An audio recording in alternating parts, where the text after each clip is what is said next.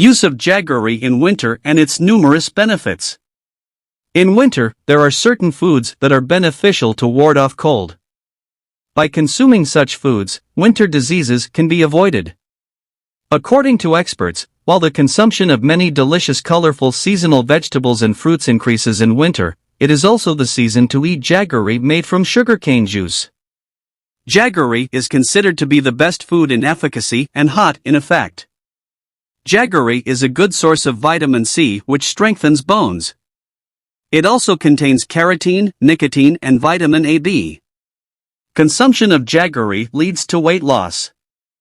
People who are worried about obesity should start using jaggery instead of sugar. In case of cough, make jaggery tea and drink it, which will get rid of cough very quickly. Jaggery purifies the blood, which also makes the color clear. Improves memory and liver function. Use of jaggery relieves edema and swelling.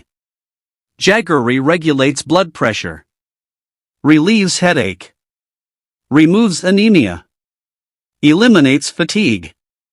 It is helpful in diseases like asthma.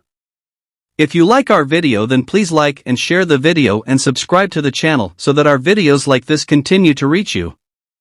Goodbye.